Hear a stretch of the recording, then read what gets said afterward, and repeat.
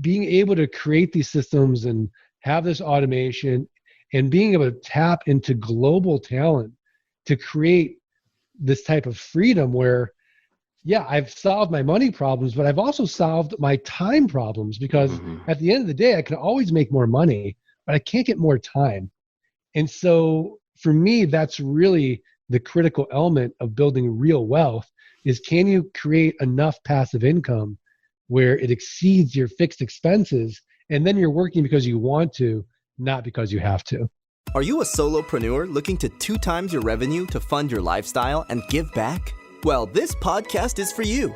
We bring you inspirational guests sharing actionable tips to solve many of the struggles you face each and every day. And now over to your host, Paul Higgins.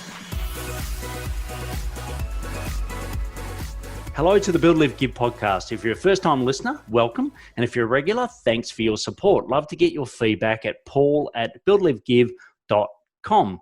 Our guest today is someone who was in investment banking, and he didn't really like it. Actually, he really loathed it. But his wife was pregnant, and she didn't want him to lose his stability. But he built up enough proof in a business model to get her support to leave, and that's what he did. So now he helps people to be not dependent on their wage through raw dirt, of all things. So while listen, Mark shares openly his model of making money whilst working minimal hours a week, the benefits of automation and outsourcing, and how he best manages his anxiety. Mark has also made a kind gift. It's the launch kit, and he mentions that in the podcast. So what I'll do now is hand you over to Mark Podolsky from The Land Geek. Welcome, Mark Podolsky from The Land Geek to the Build, Live, Give podcast. Welcome, and great to have you on, Mark. Oh, Higgins, so happy to be on the podcast. Thank you so much. Excellent. Well, look, we're going to get to know a lot about you today, but why don't we start off with something that your family or friends would know about you that we don't? Yeah, so if you talk to my family and friends, they would say, Mark seems like he's really got it together, but I'm super anxious all the time. So bordering on like an anxiety disorder. Wow. And how does that, so give me an example, how does that sort of play out? So it's one of those things where I tend to have a lot of negative thoughts, a lot of fears that are not based in reality. So if things are going well, I'm always thinking, well, this isn't going to last. If things aren't going well, I might tend to start thinking, oh, this is the end of the world. And so I have to go to my family, my friends, and they'll say, oh, okay, take a deep breath. Like, put this in perspective. You've got first world problems. This isn't that big a problem. And they help calm me down. And do you think it's a nature or a nurture for you, Mark? I think it's a little both. Mm-hmm. I love my parents, but let's just put some blame on them for sure. Yes. And I think in today's society, our hardware doesn't match our software. And I think that we're kind of hardwired to be very fearful, looking for that lion that's going to eat us. And today there are no lions. So we're kind of always on looking for these threats. I know that I am, and that I have to consciously sort of do a lot of things in my day to make me more mindful, become aware of those negative thoughts, and just, watch them instead of getting lost in them. Yeah, and I'm sure a lot of people listening now, have a similar thing, and the world has got a lot more complex. I know when I was a facilitator at Franklin Covey, they did an exercise where you basically wrote down your fears, you put some facts to either prove or disprove them, and then you sort of wrapped it up and threw it in the bin at the end. Now, my daughter is just going through her end of year exams, and that technique has worked quite well for her. Is there anything that that works really well for you when the anxiety, I suppose, gets greater than you'd like? I really like what you said, what you do at Franklin Covey. I do something very similar. Tim Ferriss has actually a TED Talk on this with a fear setting exercise where you write down your fears and then you just kind of write down like, what's the worst case scenario? And then how would you handle it to solve that problem? And so going through that exercise, my wife and I are really prepared to be homeless. And like, we know how to be happy homeless, because like, that's like my worst fear. I'm like, okay, here's how I would troubleshoot that. I would move to Newport Beach, California. I'd get a really nice tent. We would, go to the local library. I would start building back my business.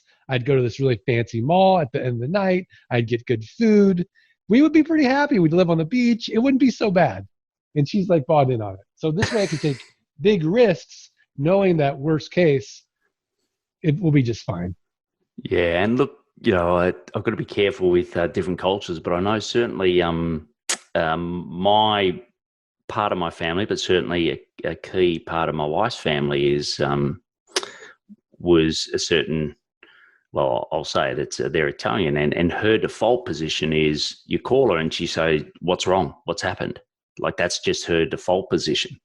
So and I suppose a lot of that came from, she came as a 18-year-old from Italy, and she was dropped at Australia in an arranged marriage. So I couldn't think of anything worse to start my marriage off with something like that. So therefore, that very much conditions the fact that for her, the worst is always just around the corner, because, she was happy in a village, and then the next day she's, on a boat to Australia to meet some guy that she's never even met before. Wow. That's incredible. Yeah. And I think, that happened to a lot of parents of our age, things like that, which I think do condition some of that anxiety. But I know that, obviously you've done incredibly well because of that. And it sounds like you've got some good mechanisms, and, you were in the dental industry, then the investment banking industry, and then you decided, in 2001 to jump into the property industry. Sort of what drove you to do that? Yeah, because for me, it was a way out of a horrible corporate job. I mean, I had a 45-minute commute to work and back. There were long hours. It was high pressure. I didn't have a lot of control, if any control.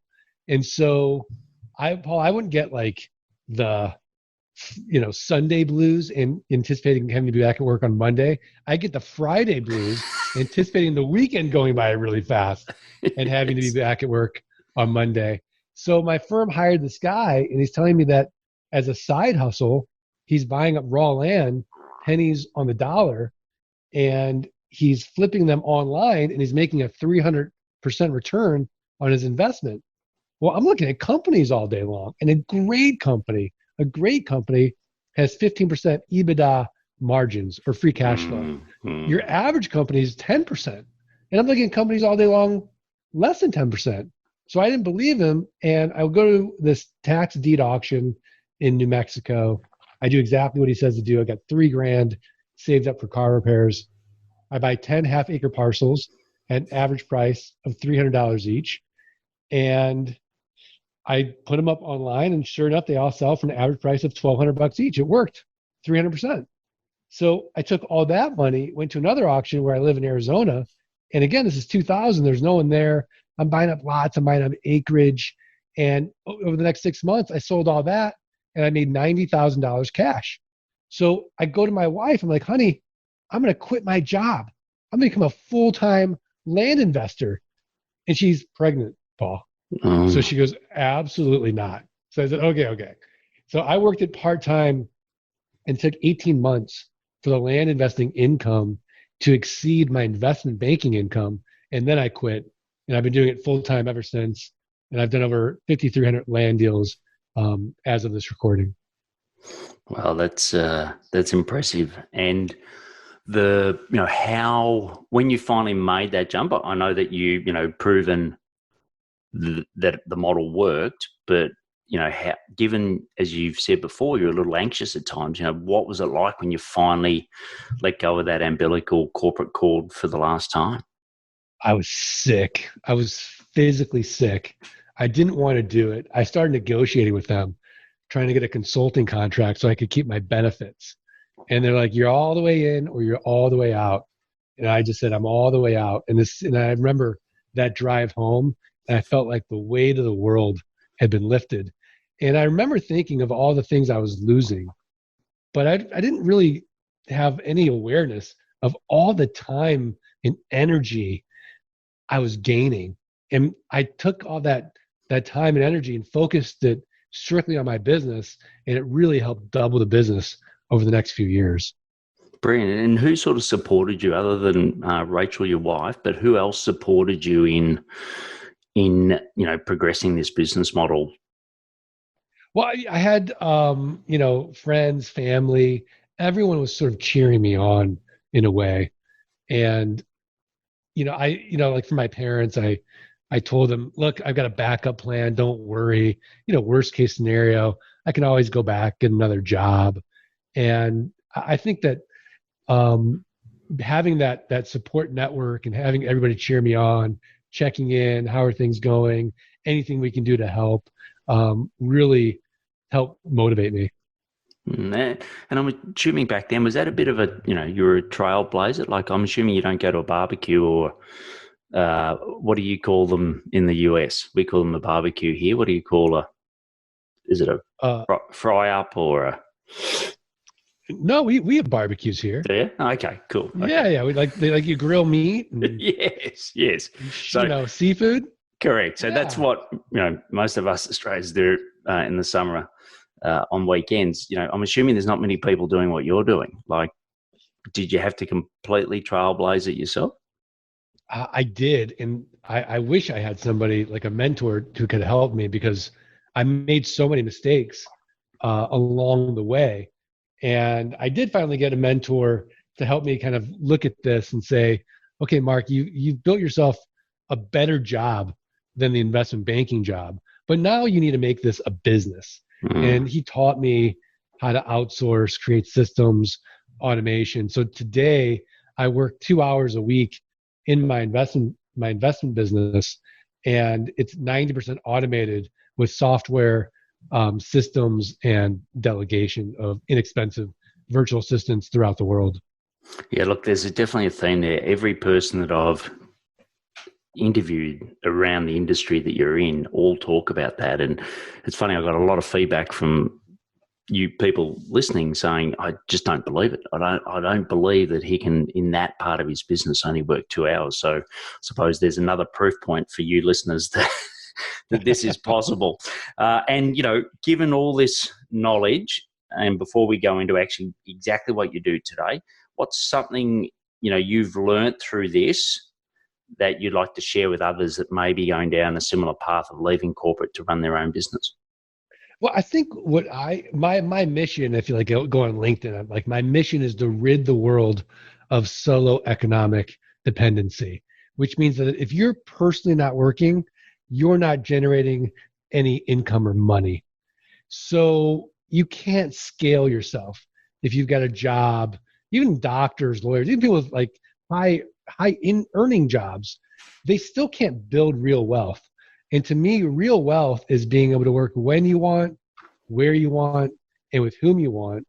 And so I feel that, being able to create these systems and have this automation and being able to tap into global talent to create this type of freedom where, I've solved my money problems, but I've also solved my time problems, because at the end of the day, I can always make more money, but I can't get more time. And so for me, that's really the critical element of building real wealth is, can you create enough passive income where it exceeds your fixed expenses, and then you're working because you want to, not because you have to. Great. Well, look, we'll move into the build section. And, we've sort of touched on this around raw property, but just tell us when you are at that barbecue and someone comes up to you and says, hey, Mark, what do you do? How do you answer that? Okay, so I walk them through the model exactly. So, Paul, you're in Melbourne, Australia, but I'm going to pretend that you own 10 acres of raw land in rural Texas in the United States, because you and your wife were out here visiting and you saw that this was for sale and you thought, oh, you know what, one day it would be really nice to have a second home in the States. So you buy this 10-acre piece of land. Well, it turns out your wife is like, oh, I found a better place off the coast near Brisbane. Forget that 10 acres in Texas. So you're like, well, I don't know what to do with it.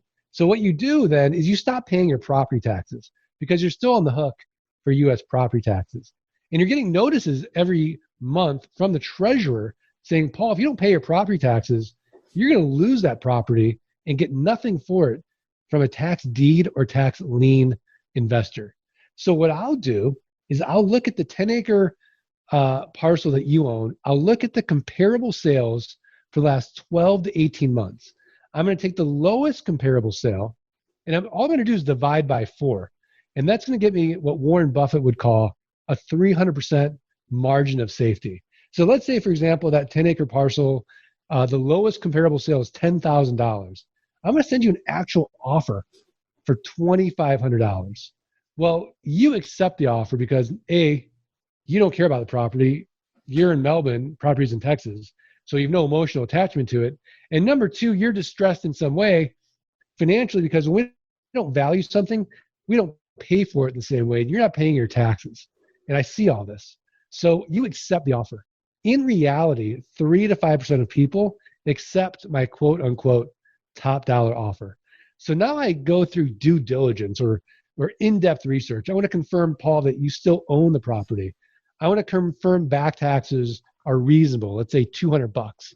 I want to confirm that there's been no breaks in the chain of title. I want to confirm there's no liens or encumbrances. And I outsource all this due diligence to my team in the Philippines, and I pay $11 for it. So I have a whole checklist. And then while they're doing the due diligence, they get me the aerial maps, the plat maps, the GIS maps, the satellite maps, everything that a buyer is going to want to know, the GPS coordinates for all 4 corners. And then I'm making my marketing package. So now everything checks out. You get a check for $2,300. I pay the $200 in back taxes that you haven't paid. And now I own the property free and clear. And then, Paul, I'm going to sell this property 30 days or less. I've got a built-in best buyer. Do you know who it is? No. The neighbors. The neighbors. Yeah. I'm going to send out neighbor letters saying, hey, here's your opportunity. Expand your holdings, protect your privacy, protect your views. Oftentimes, the neighbors will buy it. Now, if they pass, I'll go to my buyers list. My buyers list passes. I'll go to a little website you may have never heard of called Craigslist. It's the 10th most trafficked website in the United States. I might go to a smaller one that you may have never heard of called Facebook, the marketplace and buy sell groups. And then I'll go to the lands, landmodo.com, landsofamerica.com, landandfarm.com, landflip.com, landhub.com. These are platforms where people buy and sell raw land. Now, the magic happens on my pricing. And this is why I sell it so fast, is I make it irresistible. So all I ask for is a down payment of $2,500. Now, I might go 6 months out, but I want to get my money out on the down or within 6 months. And then I make it a car payment. Let's say $449 a month, 9% interest over the next 84 months. So then it's a one-time sale. I get my money out, and then I have this recurring automated income every single month of $449 a month and 9% interest, no renters, no rehabs, no renovations, no rodents. And so the game that we play, and we have nothing to maintain and nothing to protect, like a house. So the game we play is, can we create enough of these land notes where our passive income exceeds our fixed expenses, and then we're totally free? Look, very ingenious model. And Mark, for us in Australia, I think we're now maybe in the second worst drought on history. I think Federation was the worst drought, but we're in severe drought here, particularly northern New South Wales and Queensland. And does that impact your model at all, or you just wouldn't go where there's a drought? Or does the drought impacted areas actually mean that the model's easier over time? It makes it easier for us. Yeah, it makes it easier for us to buy. And then because there's this assumption that, I'm not going to move out there today, I don't need water today, because land lasts forever. I mean, it's a generational asset. and people could just use it recreationally. They don't need to build there right away. So it really wouldn't affect our model at all. And so I'm sure a lot of people listening now, like me, are thinking this sounds like an ingenious model. What are the risks? Like what are the things that, with all your experience in this, are the greatest risks in a model like this? I think the biggest risk is overpaying for the property and then not doing proper due diligence. So there's areas in the United States, let's say like the East Coast, and you have to go to a website called epa.gov, and you need to confirm that the property you're buying isn't what they call a superfund site, which has serious environmental liability, which if you own that property, you're on the hook for, which could be millions of dollars. So as long as you follow the steps, you buy the asset 25 cents, 30 cents on the dollar, you're going to be okay.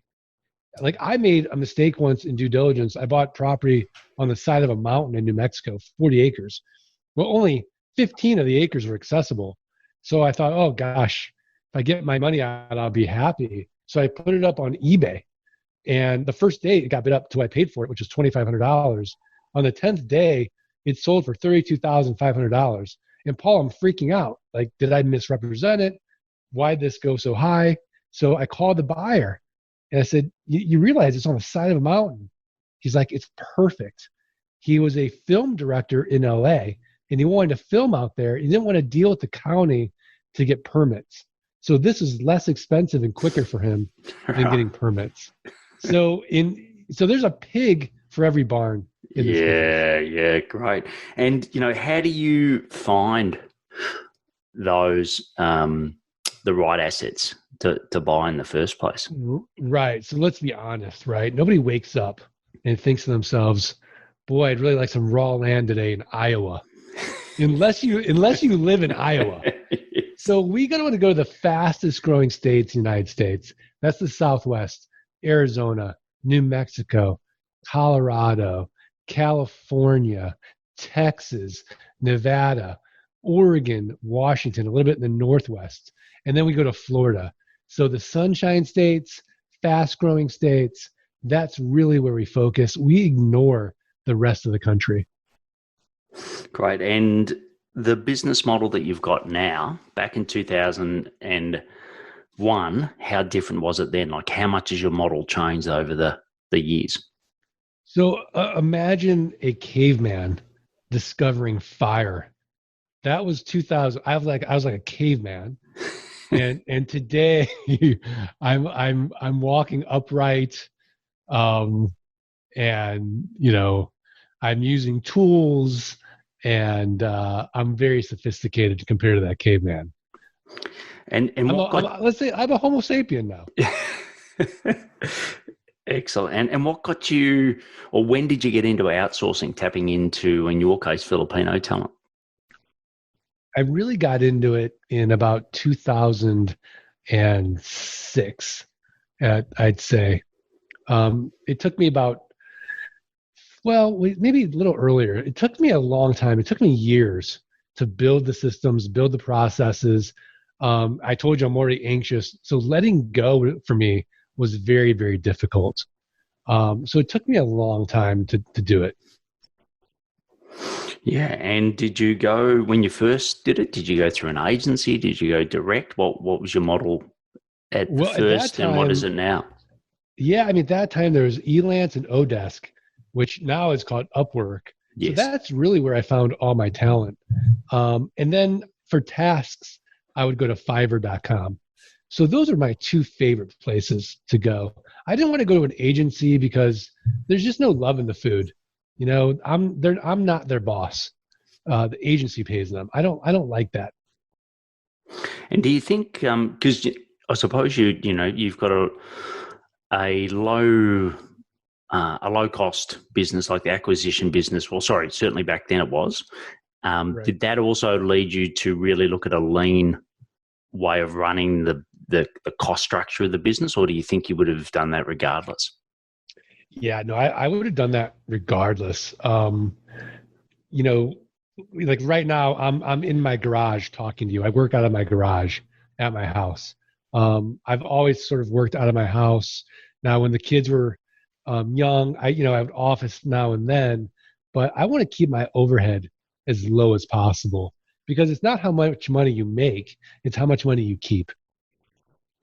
Yeah, and the last question in this section is around how do you identify the right people to work with in the Philippines? Like you said, you were quite anxious in doing it, hard to let go. There's a lot of people listening at the moment thinking this sounds wonderful to tap into that resource. And I ran an outsourcing company for 5 years, so I'm a huge supporter of it. But if someone's listening right now and they're on the borderline or on the fence, what advice would you give to them to make the step?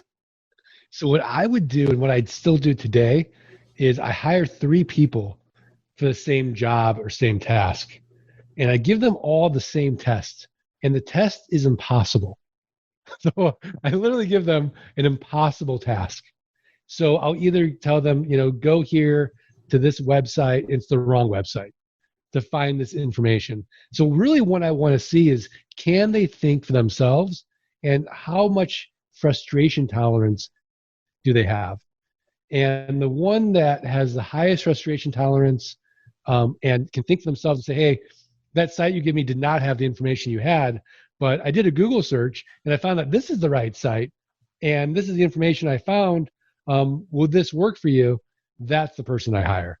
But if the other person says, oh, that site doesn't work, like they're not for me. Yeah, no, look, that's brilliant. Well, look, before we go into the next section, into the live section, I'd like to tell you about my book called Build, Live, Give. I go through the lessons I learned from leaving Coca-Cola to run my own business, how I scaled and kept it going whilst going through my transplant. I give you the 5 rapid growth drivers, which I've used to help hundreds of solopreneurs to build, live, and give. You can go to buildlivegive.com/book to get your copy today, and there'll definitely be a link in the show notes. So the next section is the live, as I said, Mark. So tell us about some daily habits which make you hugely successful. Yeah. So my first daily habit is I use the Waking Up app and I do mindfulness meditation just about every day for 20 minutes. Again, that really helps me with my anxiety. My second daily habit is I want to sweat, at least once a day. So I have a Peloton and I work out, I do TRX. So that's my second daily habit. And then my third daily habit is getting a good night's sleep. I read a great book by Matthew Walker called Why We Sleep and the science behind it. And ever since then, those are like my 3 favorite daily habits. Excellent. And, you talked about 2 hours a week on the investment business. What about the rest? Like how many hours a week would you work in total? So Mondays and Fridays are what I call my terminal days. So those are the days I pretend if I were to die, how would I want to spend that time? So usually that's time with my family and friends and just doing things that I love to do, have a coffee with my wife, go to lunch with a buddy or my wife, work out, hike, bike, meditate, read, things like that. And then Tuesday are my podcast day. So I theme my week. So I do my Tuesdays are my podcast day where I record my podcasts, the Art of Passive Income podcast. Wednesday are my team meeting days. So that's where I have my meetings with my team. No more than a 30-minute call where we analyze our goals, how are things going for the week, and I kind of keep on track and in touch and keeping everybody accountable, making sure the business is transparent, and I saw a good idea of what's going on. And then Thursday are client calls with Land Geek clients.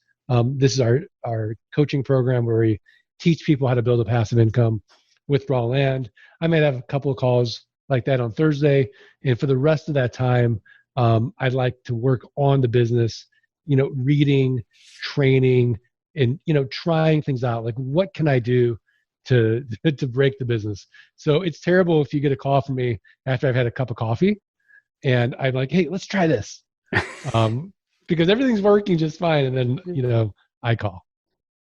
Brilliant, excellent. And Rachel, we spoke of before, which is your partner. She's listening right now. What would you like to say to her about the support she's given you? Yeah, I'm very grateful would be what I would say. Just extremely, extremely grateful. And I kind of get into Stoic philosophy, and you do these little quick negative visualizations. And sometimes I'll close my eyes, and just for a quick second, I won't dwell on it, but just for a quick second, I'll visualize, something terrible happening. And then I'll wake, like open my eyes, I'll call her up. I'm like, I'm so grateful for you. So grateful to have you in my life. Like, I'm so lucky. And the next section is the give section. So what's a community or cause that you support and why? So my mentor, Ori, sold his company for $360 million. And I used to talk to him about how, we could bring peace to the world. And I thought, well, why don't we drop Xboxes on the Middle East and these war-torn countries? Because no one's going to fight. They're going to have fun. They're playing Xbox. It turned out it was too expensive. So he created something similar called ballstoall.org. And Balls to All sends these $10, almost indestructible soccer balls into these areas that are very, very poor and keeps the kids out of trouble. Brilliant. And that's balls as in soccer ball, ballstoall.com. Yeah, exactly. BALLS 2TOALL.org. Brilliant. .org. Sorry, not there because it's not for. Excellent. And the last section is the action section, where I ask you some questions and get some rapid fire responses. So the first one is, what are your top 3 personal effectiveness tips? So my top 3 personal effectiveness tips, I really think meditating is really, really important, just so you have perspective on the day. And then as far as, being super effective, I do think that if it's not on the calendar and it's not, you don't have a time slot for it, it's not going to happen. I don't believe in to-do lists. So that would be my second effectiveness tip. And then my third one would be really just reading and reading and reading. If you're not reading, you're not growing, someone else is. And, that's going to just be trouble. Great. And is listening to podcasts considered same as reading, Mark, or you absolutely, have to read? Absolutely. As long as it's a growth podcast. I mean, if it's like, cereal, then that doesn't count. Excellent. The next question is, what's some tech that is essential in running your business? My 3 favorite are Zapier.com, Smartsheet.com, and Airtable.com. Excellent. And what is the best source of new ideas for you? When I go for a walk or a hike, maybe a bike ride, and just clear my mind. Coffee helps as well. Excellent. We might have alluded to this a little before, but the last question is often the hardest, and it's, what impact do you want to leave on the world? So, I think about this a lot, and I just want to be a good ancestor. So I really want to, from a personal basis, I want to be a good ancestor. I want my children, their children, to think back, he left us a nice legacy of living in a way that, is a good model of how to live a life. And that's the first impact I want to make. Professionally, I want to be that pebble in the pond, because I believe that if I can help people, let's say it's a couple, there's the 3 biggest buckets of stress for couples are money, sex, and the kids. Well, I can't help them with the other 2, but if I can eliminate the money stress, then I think that impact will ripple out. It'll affect all their relationships, and it'll actually provide them oceans of energy to really do what they want to do in life and move up Maslow's hierarchy of needs into self-actualization and live their best life. Yeah, brilliant. Absolutely brilliant. Well, look, it's been great having you on. I come from a farming background. I was actually up the farm on the last weekend. So, I automatically are drawn to a model like this. So we'll definitely be talking. And I think, your idea now or the concept where you actually help people do it, like you said, when you started, there was no one really helping you, but all those lessons learned, you've made it easy for others, I think is brilliant. So there's a free gift that Mark's giving to all of you listening today. So if you go to the landgeek.com/launch kit, you'll be able to get started and get in contact with Mark. Obviously, all the other links that Mark's mentioned will be in the show notes as well. And you can also listen to his brilliant podcast on the Art of Passive Income podcast. And you can also get that at the landgeek.com. So Mark, really appreciate you coming on today and being my, I've never had anyone talk about a model like this, and it just seems so simple and too good to miss out on. So I really appreciate you coming on and sharing your wisdom. Yeah, Paul, thank you so much. And I didn't mention that Dirt Rich is a book on Amazon and on Audible as well that kind of, goes a little bit more in depth on what we discussed about the model as well, that they could take a look at. Brilliant. Excellent. Thanks a lot, Mark. Thanks, Paul. I really enjoyed that interview with Mark, and it's something I'm going to look into more. I'm a country guy, as I said in the podcast, and it really appeals to me. But you can get all the notes in the show notes at buildlivegive.com. If you believe someone would benefit from this show, please share it. Mark would love to get your feedback and appreciation on LinkedIn. So his profile, again, are in the show notes. You can get the Build, Live, Give book at buildlivegive.com/book. If you've already got it and you love it, I'd love a review. And there's also a link in the show notes for this and everything else mentioned. Please take action to build new revenue streams to fund your lifestyle and give back. Thank you for listening to the Build, Live, Give podcast. If you like what you heard, please subscribe and leave us a review. It would mean the world to us.